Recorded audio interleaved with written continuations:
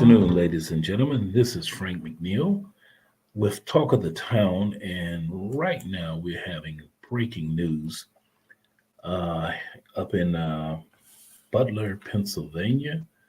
Former President Trump has been rushed off stage.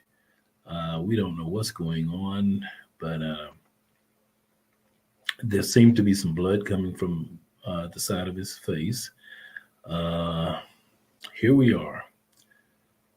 And, this election is getting really, really, really nasty. It's getting personal. And I don't know if this was assassination attempt or what.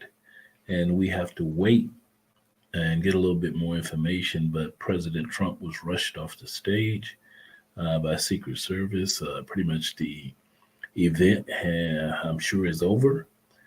But the fact remains is that this escalating violence, this violence that is being threatened, and the gentleman from the Heritage Foundation saying it would be a bloodless unless the left changed that or something to the effect. Well, now here we are. That kind of language is not something that's good, not only for the country but for the status of how things are. The people are on edge. Uh, there's currently just disarray in the Democratic Party with candidate Joe Biden, actually President Joe Biden, and now we have this situation, and this is only going to scramble things even more. But here we are, Saturday afternoon, July 13th, and we've had some kind of disturbance at a campaign rally. And former President Trump has rushed off stage, and I'm sure he was waving his hand saying fight, fight, fight, so pounding his fists in the air, fight. Man, this is getting to a point where civil unrest could respond. The Republican National Convention starts next week, and who knows what could happen. There's going to be anti-Republican protesters up there, so get prepared for some things to be happening that just say, what in the world is going on right now in the United States of America? Now, coming back home to Springfield, Illinois, say her name, Sonia Lene Wilborn Massey, a young lady who called the Sheriff's Department, Police Department. Two Sangamon County deputies responded, and Sonia Lene Massey is now dead. There's an investigation going on, being conducted by the Illinois State Police. There was a rally yesterday asking the two deputies who were involved have been put on administrative leave with pay. And there's just a lot of unanswered questions, which a lot of people are asking, and I've been following this, the rally and the comments being made online on Facebook and other places. And it's getting testy again, and we don't need that kind of non-civility here in Springfield. But there are some questions that beg to be answered. And how can a person, the question I ask, how can a person who's calling for support for police to come end up being the victim of violence and deadly violence? What could she have done that would have caused them to come into her house and she's shot and killed? Was there anyone else in the house? Did she display a gun? Did they find anybody outside of the house? I mean, all these are questions that just run through my mind and run through the minds of a lot of people who are out there and they're wondering what in the world is going on that our deputies have to go in to a woman's home that has called for help, for protection, and she's now the victim. Nobody, I've read comments where it's not a black and white thing. It is not a black and white thing. It's a thing of whether force, unreasonable force, was used. We don't know why force was used at all on Miss Massey. She was the person that called the police. So why should she be the victim?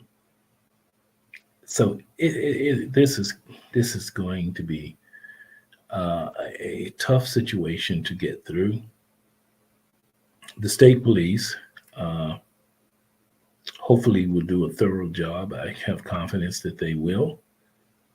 Now the question becomes, so many of these cases that I've followed in past years is that the body cam has not been turned on. And I am praying and I'm hoping that there's body cam footage that can tell us the story.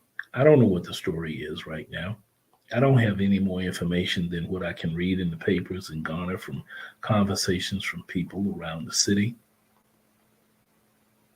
But I'd like to have a chance. And I think first and foremost, the family of Sonia Lynn Massey should see before anybody else sees it, that body cam footage, if there is any body cam footage, and I have to question because I say it this way. Sometimes it's so convenient that, well, we didn't have our body cams on, but that's a requirement. And I would have wanted, in my mind, I would think, if I'm going out to a situation where there is a prowler, I want to catch everything on my body cam because if I have to use deadly force, it is on my body cam. And it will help exonerate me from any potential charges of use of excessive force. But we don't know at this point in time. This is not going to go over well with a lot of people in the city of Springfield. We've had unfortunate deaths before, but this is so unusual when a single woman who's calling for assistance with a prowler, and I'm assuming she was inside the house when she made the call. The deputies are inside the house and she's dead. So I know a lot of people are wondering what's going on with that. And so as we move forward, I want to keep you updated on it as best I can. And whatever information, sometimes I can get some good information from people in law enforcement and other places around the city of Springfield. And whatever information I get, I think is worthy of sharing. I'll get on this podcast and let you know what I've heard and what's going on. So the rally yesterday, as I viewed footage of it, was a really well-organized rally. It was peaceful. I think that the rally goers and the people who sponsored the rally, Black Lives Matter Springfield, did a good job of doing what a rally is supposed to do, bring attention to the situation without violence, without getting anybody in trouble, without blocking the streets and traffic. But it may not be based on the results of the findings of this investigation.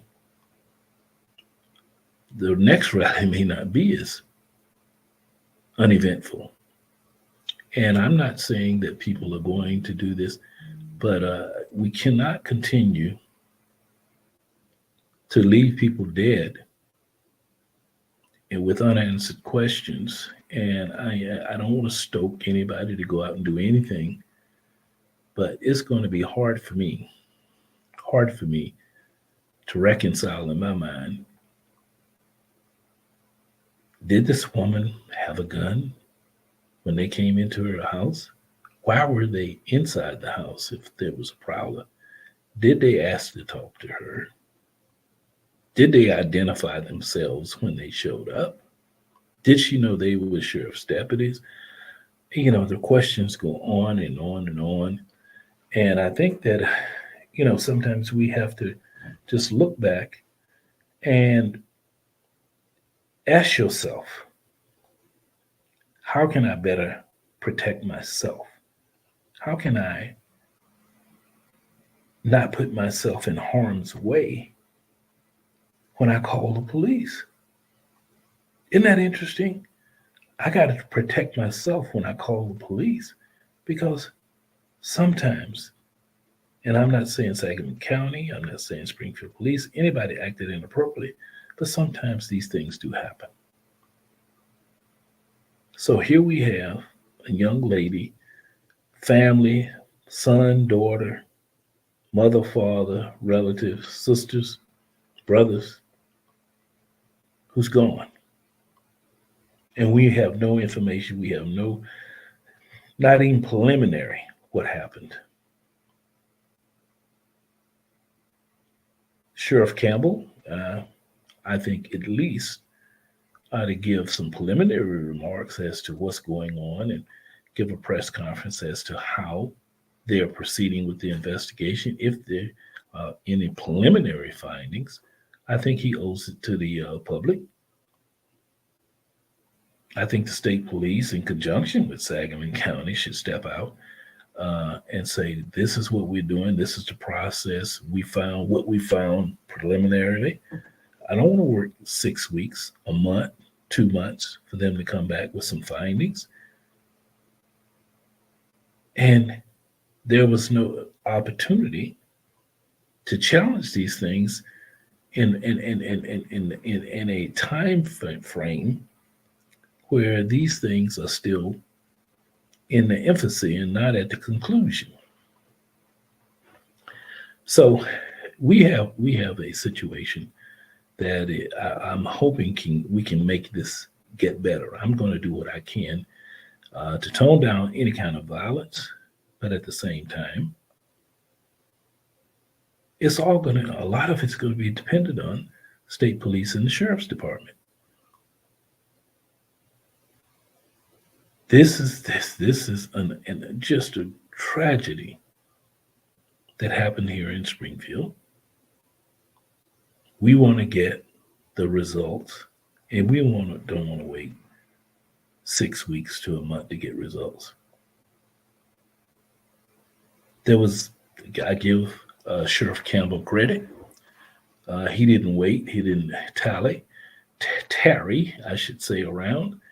He brought in the state police immediately and started an investigation.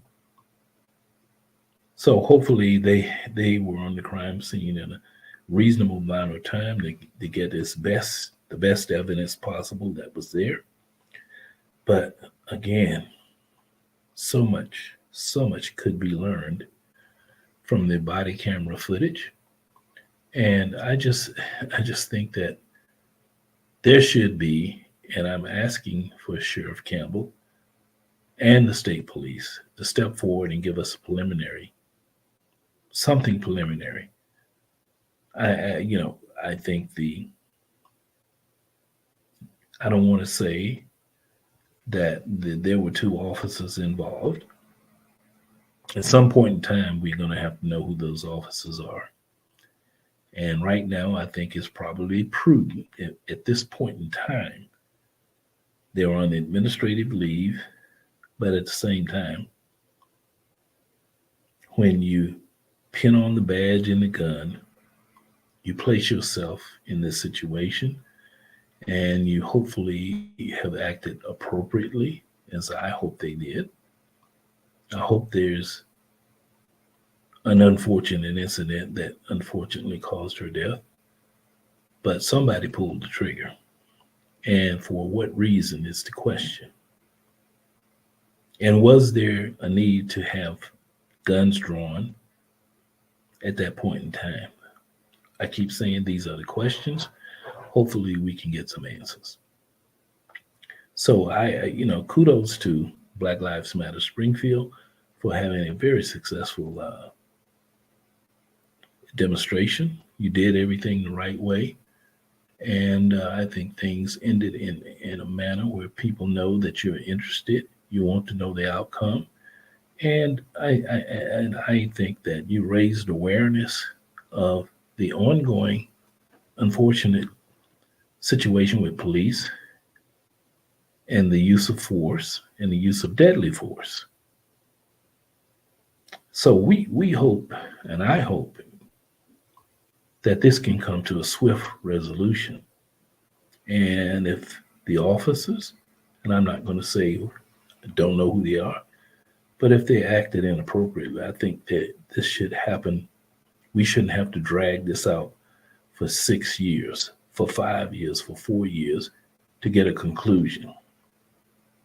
This family is grieving. They want to know what happened to their daughter, their sister, their mother. And it is incumbent upon our elected officials, the sheriff's department, state police. They're not elected, but the sheriff is elected, and he handles the county sheriff's department to get this done timely, not let it fester. So I'm going to move back to breaking news right here on Saturday afternoon of the president. We don't know what happened. In looking at the footage that I've seen, the former president, reached up and like he got hit with something on the side of his face. I did see some spackles of blood. They heard explosions. We don't know what the explosions or potential gunshots were. But it couldn't have been a gunshot. It had to be, in my opinion, some kind of shrapnel or something, flying object that hit him. And it could have been whatever gun was used. It would have to have been a pellet from a shotgun based on what I could see. Now, I'm not a ballistic specialist of any sort, but if it had been a bullet from a rifle or pistol or whatever, I don't think he could have wiped it off like that. But a shotgun pellet hit him right there and causing a little blood. And it seemed like maybe one or two pellets may have hit him. I don't know what kind of weapon was used, or if it was a weapon at all, if it was just some kind of explosion that threw debris and shrapnel out. Who knows? That's what we're waiting to hear. And I'm sure we'll hear something later on this evening as to the Secret Service. Of course, they cover and they monitor these events. So they should have some preliminary conclusions by tonight, but whether they'll give them out tonight, I don't know. But that's the kind of thing that they do. I'm sure they may have had a drone overhead watching this thing, because that's the new part of the new security features, that they sit drones, or they have drone operators with drones high above that have those high intensity cameras that can see these kind of things down close. So I'm sure they're reviewing footage from every kind of angle they have. And hopefully they'll bring somebody, whoever committed this act, they'll bring somebody to bear in the very near future. Hopefully this evening they'll have somebody, a potential a person of interest, or whatever you want to say, They'll have those later on this evening, and we'll start getting some resolution to this. But I can imagine the rhetoric that's going to come from this on both sides. But you know, the former president, in my opinion, was already starting the rhetoric with his fight, fight, fight. What he was saying to his supporters, he was pumping his arm, fists in the air, and his, of course, he's trying to give them the reason to stand tall, to fight, and but man, we've got to get control of this violence in this country. Now we are starting to begin to act like something that we are not, and that political violence is not an end to what we have here in the United States. We cannot allow political violence to take over this country. And all of us are responsible for asking people who have those kind of ambitions, thoughts, or whatever to step back, step down. This is America. This is still the United States of America. And we have processes and procedures. That's why I'm still upset that the January 6th attempt was not more gravely looked at and not more gravely, I should say, condemned by all the members of Congress and the Senate. Instead, they've taken sides. It's almost like they've taken sides against the rule of law and against the order that this country has had for years. We have a document, we have a constitution, we know what the process is. And the former president got access to every bit of the process. He had 62 cases that he filed and lost. He did everything within the process. And when the process didn't work his way, then we go outside of the normal schedule of things. That's not good. And unfortunately, the former president continues to say, with no support, that the election was stolen from him. The process says no, nothing was stolen. There are processes and procedures. He was able to follow the process and procedure. He questioned, he filed lawsuits, he brought into question everything. And it didn't work for him. So the only thing he did, continue to do, is bring unwarranted unwarranted, how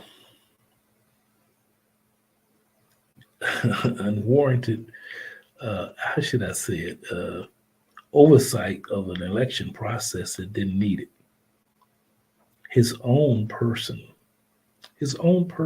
that he hired to oversee and to make sure it was a fair election told him it was one of the safest elections in history. But because that didn't fit the narrative that he had, he didn't accept that. He fired the individual, in fact, Chris Krebs. I mean, his job was to oversee the election.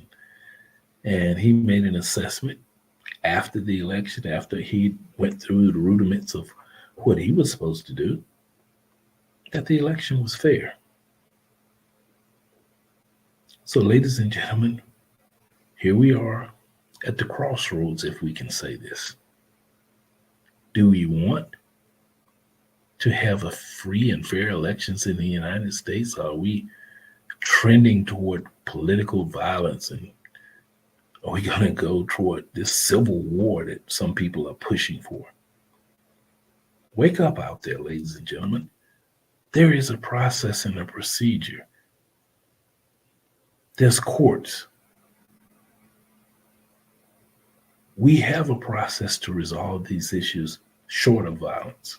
We don't need violence to resolve these issues. Use what is established under the system that we've had for the over 245 years that we've kept this country together because we follow the rule of law and we adhere to the rule of law. We can't go outside now and say, well, I didn't get my way, so I'm just going to turn over the table and do whatever I can to assault other people because I didn't get my way. All right, ladies and gentlemen, I'm going to give you a chance to go about, check out the news, and see what's going on and make your own assessments. I want to thank my sponsors, Sangamon Watches, Brian, Pitch Perfect Creations, Stevie, and Boyd's New Generation Restaurant. All right, ladies and gentlemen, hope to talk to you soon. Talk of the Town signing off.